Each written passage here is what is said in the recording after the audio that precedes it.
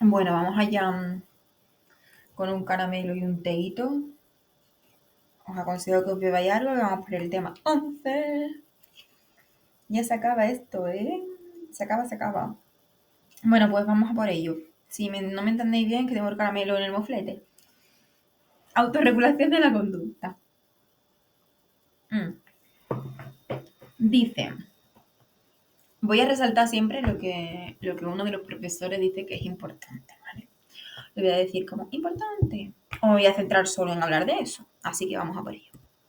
Espero que esto os ayude. Autorregulación de la conducta. La autorregulación en el segundo párrafo es un prerequisito para el logro de las metas. En el proceso hacia las mismas, las personas trabajan duramente, renuncian a recompensas inmediatas, resisten tentaciones, soportan frustraciones, inhiben respuestas automáticas, combaten hábitos de conducta y evitan distracciones. La autorregulación implica cambiar el self, sobreponerse a patrones preexistentes de pensamientos, sentimientos y conductas.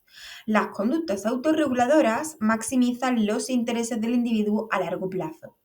Es una capacidad necesaria a través del desarrollo vital, puesto que la conducta ha de adaptarse constantemente a nuevos ambientes y demandas. Esta capacidad contribuye al éxito en la vida escolar, laboral y social y mantiene una relación inversa en psicopatologías. Mm, Nos iríamos directamente. Bueno, dice, los procesos de autorregulación son los que ponen en marcha cuando la persona compara su estado actual con el estado deseado, y las estrategias de autorregulación son aquellas que se siguen para conseguir llegar a ese estado deseado. Proceso de autorregulación. La clave está en la comparación que hace el individuo entre el estado actual y el deseado.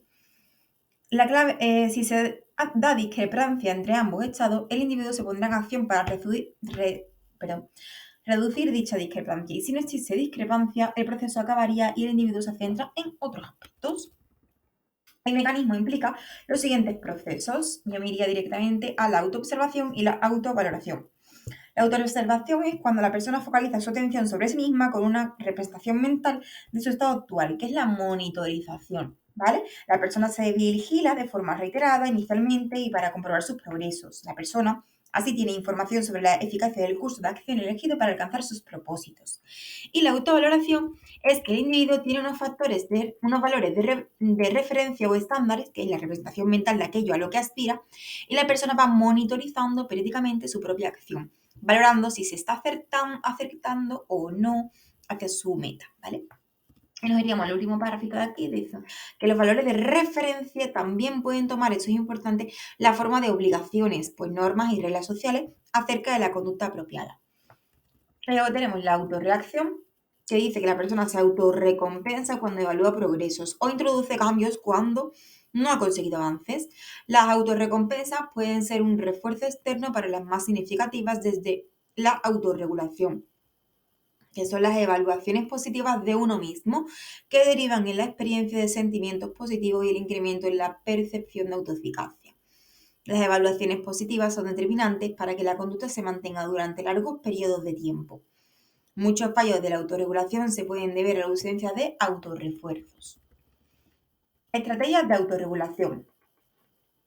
Una estrategia que es inherente al mismo proceso de autorregulación y fundamental, sobre todo cuando las metas se plantean a largo plazo, es subdividir la meta final en metas parciales para permitir que la persona pueda valorar su progreso según si va valorando o no superar esas metas parciales. También posibilita el conseguir refuerzos parciales, fundamentalmente autorrefuerzos con forma de evaluaciones positivas sobre el self, que facilitarán que la persona se siga esforzando hasta el final. Otra estrategia básica sería que la meta sea importante para el individuo y esté integrada en su sistema motivacional.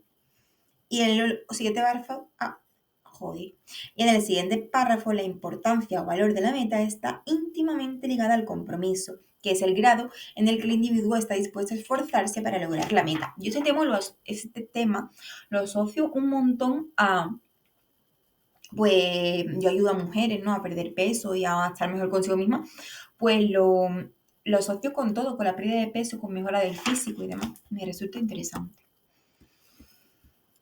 Cuando tú has querido perder peso o lo que sea, pues te has tenido que sentir como igual, creo yo. Luego me iría a las estrategias para demorar la gratificación, que se ve facilitado por la distracción con alguna actividad interesante. Todas las metas que se prolongan en el tiempo requieren la renuncia a gratificaciones inmediatas. La demora de gratificación constituirá un constructo subordinado a otro más amplio, el que se denomina resistencia a la tentación.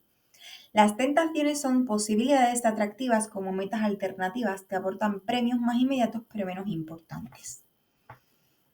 Dice, por ejemplo, cuando la recompensa está presente, los niños esperan muy poco para tocar la campana. Esto es un estudio que se hizo, ¿vale?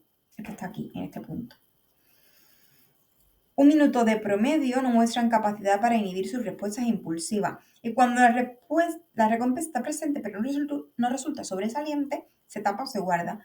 Y la mayoría de los niños son capaces de esperar bastante tiempo. Dice que si se emplea una estrategia de interna de autorregulación como es desplegar la atención fuera del objeto, los niños son capaces de esperar más tiempo.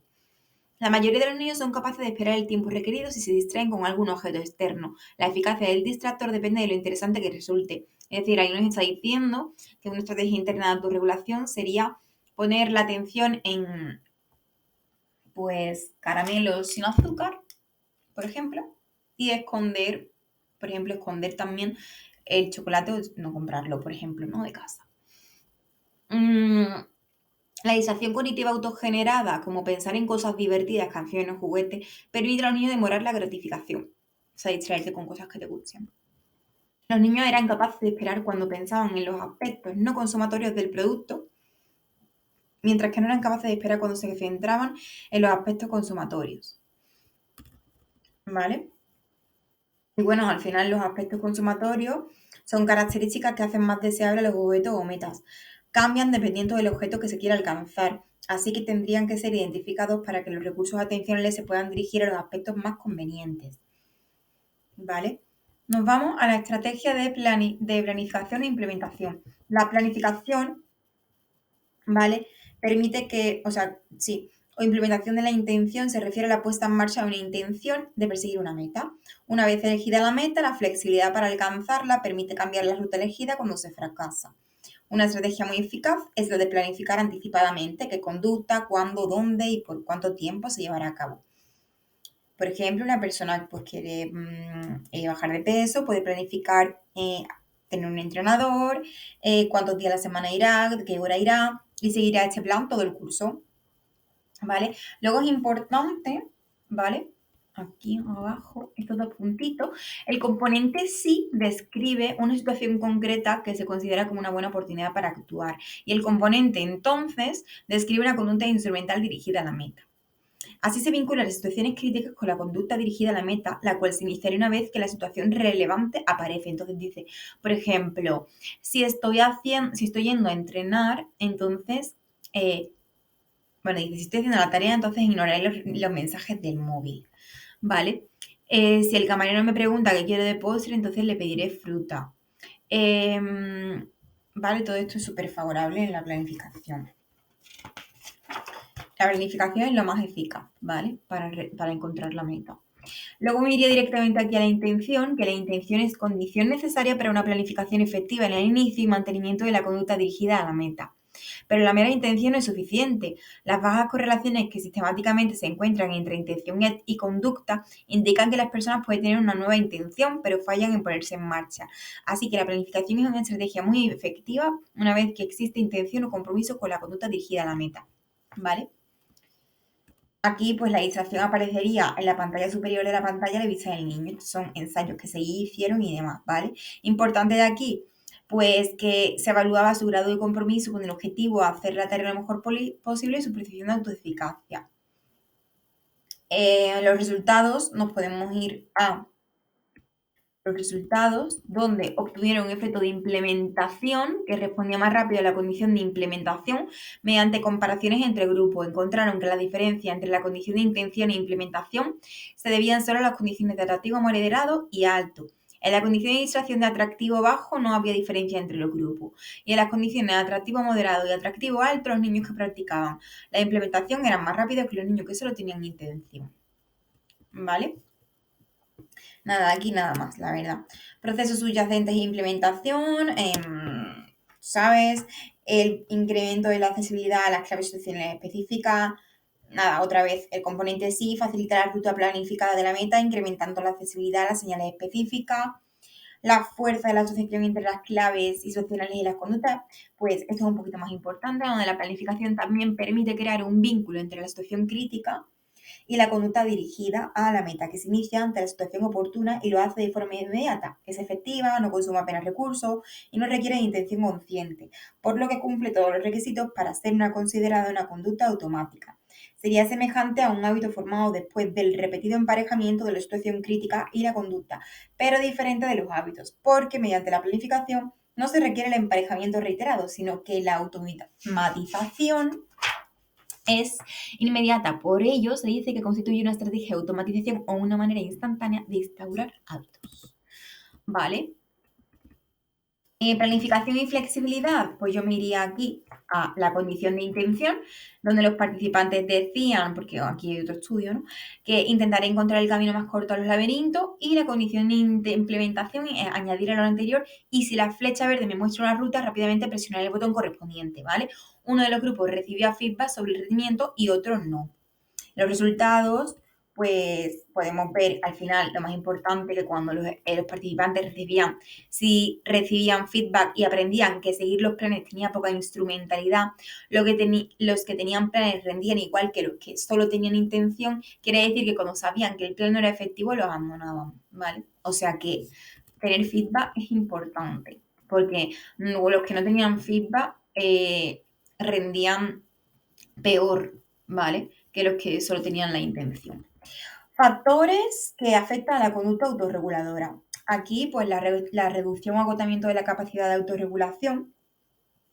Dicen que después de un acto inicial de autorregulación, el rendimiento en un segundo acto que también requiera autorregulación disminuye, aunque esos actos implican esferas de actuación diferentes, ¿vale?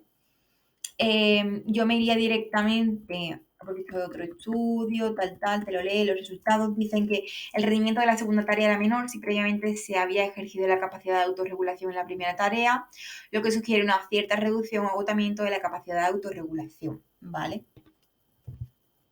Entonces, la mejora de la... Como último diría que esto explicaría como que después de afrontar situaciones estresantes, ¿no? Las personas a dieta o las que intentan dejar de fumar, por ejemplo, fallan en sus intentos, ya que requieren de mucha capacidad de autorregulación. Y también explica que después de un trabajo duro se elijan actividades de bajo esfuerzo o nula autorregulación. La mejora de la capacidad de autorregulación funciona como un músculo, ¿vale? Y se podría agotar con el funcionamiento, como hemos visto. De la misma manera en el sistema muscular, que si se realiza un entrenamiento, la capacidad o fuerza se podría incrementar. Y los estudios pues han comprobado esta predicción, ¿vale? Se hizo también otro estudio, porque aquí todo el rato hay estudios y estudios y estudios. Todo esto es el estudio. Y como finalidad, esto parece apoyar la idea de que la capacidad de autorregulación se puede mejorar con la práctica regular. Eso nos llevamos de aquí. Reposición de la capacidad de autorregulación. Los fallos de autorregulación son mucho más frecuentes cuando las personas están cansadas. Se ha comprobado que los niños que duermen poco muestran signos de fallos en la capacidad de autorregulación, como hiperactividad, la habilidad emocional, conducta agresiva o dificultades sociales. En el tema de ganar masa muscular o la pérdida de peso, lo mismo. Si duermes mal, estar cansado, hay más probabilidad de que falles a más entrenamiento. Eso te va a llevar a que falles a ti mismo y abandones, ¿vale? Aquí me iría directamente a estos puntos importantes, donde la manipulación, porque esto es otro estudio, facilitó o funcionó, pues el grupo que había visto el vídeo cómico tenía un estado de ánimo más positivo. Es decir, que las emociones positivas ayudaron a contrarrestar el agotamiento en la tarea de supresión de pensamiento. En el grupo en el que se había inducido ánimo positivo, el rendimiento en la tarea de fuerza incluso se incrementó. Y en el grupo en el que se indujo ánimo negativo, se produjo un gran deterioro del rendimiento. Es decir, tener un grupo de personas que ayudan, ver vídeos de motivación, etcétera, te va a ayudar a que tú sigas eso. La autoafirmación se refiere a aquellos me voy aquí, ¿vale?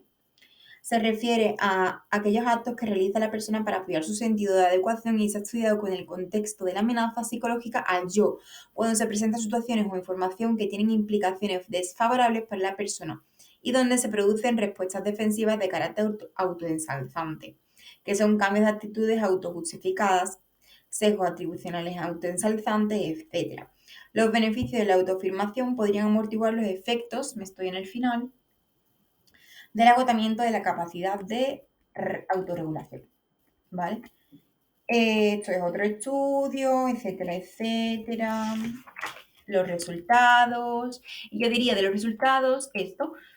De todo esto se desprende que para evitar el agotamiento es conveniente introducir pautas de descanso o sueño o realizar actividades satisfactorias de autoafirmación, ¿vale? Es bueno para seguir, ¿vale? Por ejemplo, pues actividades que te gustan, comerte un helado cada 2x3, por ejemplo, una comida libre en el caso de la pérdida de peso, obviamente dormir, descansar, etcétera. No os pongo y la obsesión ahí porque, etcétera. Luego nos vamos a las diferencias individuales y la capacidad de autorregulación, ¿vale? Esto, bueno, es un cuadro de la escala previa de autocontrol, etcétera. Yo me iría a aquí, donde dice que la capacidad de autorregulación o autocontrol también se puede medir mediante cuestionarios, ¿vale? Y bueno, aquí están los cuestionarios así que se hacen, etcétera. Y puedo decir de aquí, se puede concluir que las personas son más felices y están más sanas cuando logran ajustarse a su ambiente. Por eso es tan importante a la hora de hacer un entrenamiento, una dieta, a la hora de empezar un nuevo hábito tuyo, una meta, lo que sea, pues ajustarlo a ti, a tu vida, etcétera. A la carrera, por ejemplo, con la carrera, si yo sé que voy a trabajar a la vez, pues no voy a coger todas las asignaturas, sino que voy a adaptarlo lo más a mi ambiente, que es que soy una persona trabajadora, que soy deportista, que no paro, etcétera, y no me voy a coger, por ejemplo, toda la carrera, ¿no? Entonces lo adapto a mí para que esto me ayude a mantenerlo. Y una manera de lograrlo es cambiar uno mismo para adaptarse al mundo, lo que constituye una de las características de lo que se entiende por autorregulación, ¿vale? Breves notas sobre el sustrato fisiológico de la capacidad de autorregulación. Y aquí, bueno, pues decir un poco que la investigación sugiere que los bajos niveles de glucosa en sangre se asocian con peor autorregulación, eso ha ido en exámenes. Y para terminar ya ese tema que es súper cortito, hablan del tema de la glucosa en sangre, los bajos niveles de glucosa, el efecto de agotamiento, etcétera. Y para concluir, pues la autorregulación es un proceso con muchas demandas, tanto psicológicas como metabólicas, importante esto, por lo que requiere una alimentación saludable y los niños malnutridos tienen también importantes dificultades como problemas académicos, incrementos de la conducta agresiva y de la ansiedad. No solo los niños, que los adultos también pasa. Así que, bueno, pues esto es todo. Vamos a por el siguiente. Mucha suerte.